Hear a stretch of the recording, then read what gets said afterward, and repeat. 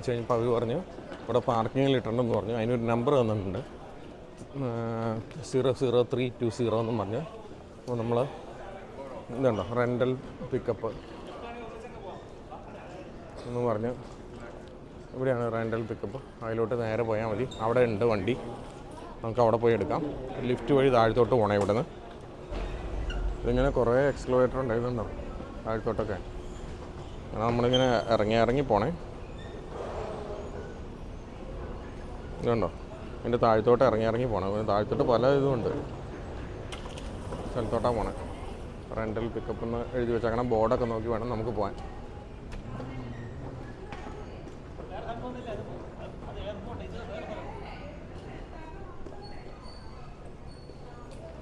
ഇതാണ് rental pickup.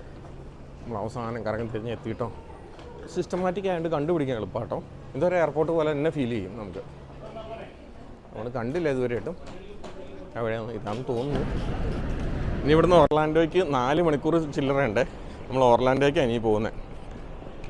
അതിൻ്റെ ഇടയ്ക്ക് ഞാൻ എൻ്റെ ഒരു ഫ്രണ്ടിന് മെസ്സേജ് വിട്ടിട്ടുണ്ട്. ഇപ്പോൾ ഇവിടെ എനിക്ക് റേഞ്ച് ഇല്ല. അപ്പോൾ ആ ഫ്രണ്ടിനെ ഒന്ന് കാണാൻ പറ്റുമെന്ന് പറയണം. എൻ്റെ കൂടെ ജോലി ചെയ്താണ് ട്രിനിറ്റിയിൽ ബാംഗ്ലൂർ. ഞങ്ങൾ കണ്ടിട്ട് എത്ര വർഷമായി? 20 വർഷമായി എന്ന് എനിക്ക് തോന്നുന്നത്. 20 വർഷത്തിൻ്റെ അടുത്തായി കാണും. 2008 കണ്ടായിരിക്കും.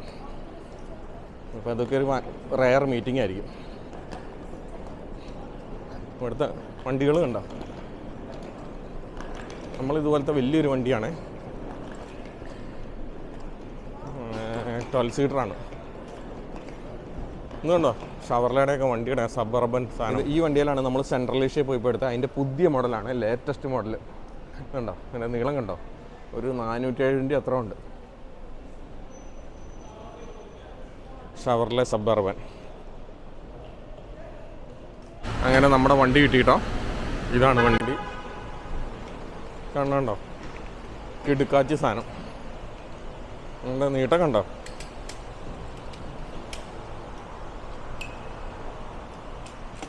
GMC ആണ്.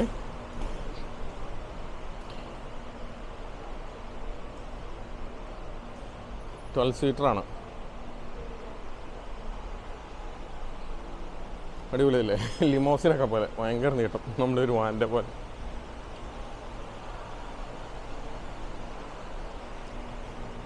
ലഗേജൊക്കെ ഇഷ്ടം പോലെ കയറും കേട്ടോ.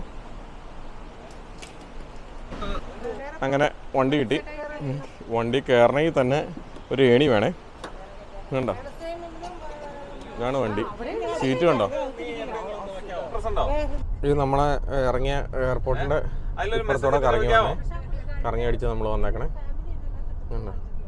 Good morning. അപ്പോൾ ഇന്നലെ നമ്മൾ മിയാമിയിൽ വന്ന് ഇറങ്ങി. മയാമിയിൽ നിന്ന് നമ്മൾ നേരെ ഒർലാൻഡോയ്ക്ക് പോരും ചെയ്തേ. നമ്മൾ വണ്ടി റെൻറ്റിനെടുത്ത വീഡിയോ ഒക്കെ കണ്ടുല്ലോ. അത് കഴിഞ്ഞ് പിന്നെ രാത്രിയായിരുന്നു. പിന്നെ ഒത്തിരി ട്രാഫിക്. നമുക്ക് ഇവിടെ വന്ന് ഇറങ്ങിയിട്ട് വഴി അത്ര പരിചയമില്ലല്ലോ. അപ്പം അതുകൊണ്ട് കൂടിയ വീഡിയോ എടുക്കാൻ പറ്റിയില്ല. മാത്രം നമ്മളൊരു വലിയ 12 സീറ്റർ വണ്ടിയാണ് ഇന്നലെ കണ്ട പോലെ. അപ്പം അത് വെച്ച് നമുക്ക് ഹാൻഡിൽ ചെയ്യുക എന്ന് പറഞ്ഞു കഴിഞ്ഞാൽ ഇച്ചിരി ബുദ്ധിമുട്ടാണ്, പ്രത്യേകിച്ച് ലെഫ്റ്റ് ഹാൻഡ് ഡ്രൈവൊക്കെ ആയതുകൊണ്ട്. അപ്പോൾ അതുകൊണ്ട് തന്നെ വീഡിയോ ഒന്നും എടുക്കാൻ പറ്റിയില്ല. പിന്നെ മൊത്തം രാത്രിയാണ് ട്രാവൽ ചെയ്തത്.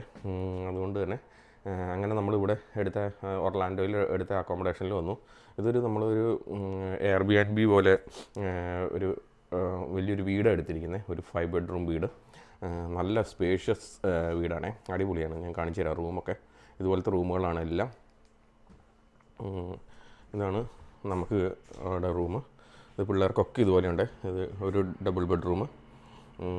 നല്ല വലിയ ഇതാണ്. ഈ വീട്ടിലാണെങ്കിൽ സ്വിമ്മിംഗ് പൂളും അങ്ങനെയെല്ലാം ഉണ്ട്.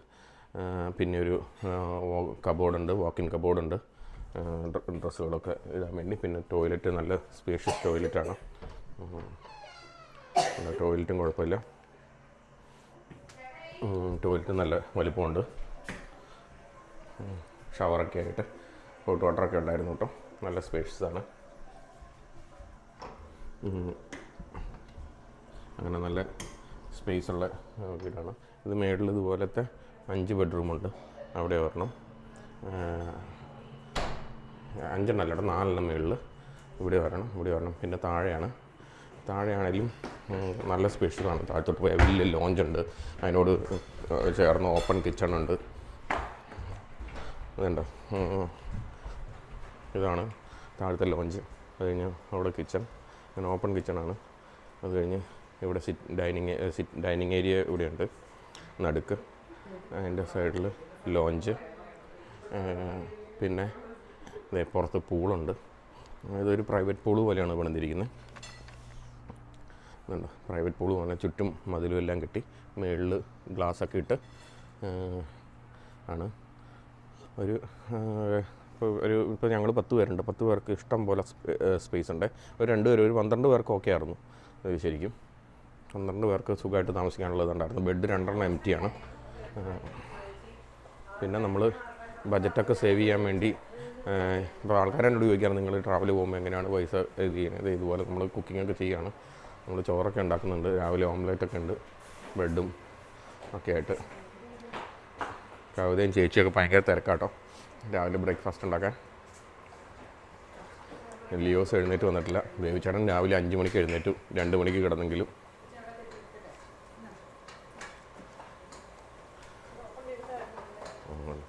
ബ്രേക്ക്ഫാസ്റ്റൊക്കെ റെഡിയായി. ഇന്നിനി നമുക്ക് എന്താ പറയുക, ഡിസ്നിയിലോട്ട് പോകാനുള്ളതാണ്. ഇന്നൊരു ദിവസം ഡിസ്നിയിലാണ്. നമുക്ക് ശരിക്കും പറഞ്ഞാൽ ഡിസ്നി ഒരു 3-4 ദിവസമൊക്കെ ഇവിടെ വന്ന് താമസിച്ച് പോകേണ്ടതാണ്. പക്ഷേ നമുക്ക് അതിനുള്ള സമയവും സൗകര്യവും ഇല്ലാത്തതുകൊണ്ട് ആണ്. കാരണം നമ്മൾ ലിമിറ്റഡ് ടൈമിൽ മാക്സിമം സ്ഥലം കാണുകയാണെന്നുള്ളതാണ്. അപ്പോൾ ഇന്ന് നമ്മൾ ഡിസ്നി കാണുന്നു, നാളെ നാസയിൽ പോകുന്നു. അത് കഴിഞ്ഞ് നമ്മൾ നാളെ കഴിഞ്ഞ് ആണ് നമ്മുടെ ക്രൂസ് തുടങ്ങുന്നത്. അപ്പോൾ അതിനു മുമ്പ് നമ്മുടെ കാര്യങ്ങളെല്ലാം ഇവിടെയുള്ളതൊക്കെ കണ്ടു തീർക്കും. അത് കഴിഞ്ഞ് തിരിച്ച് മയാമിയിലോട്ട് തന്നെ പോകും. ഓക്കെ, ഇനി റെഡിയാവാൻ നോക്കട്ടെ എന്നാൽ.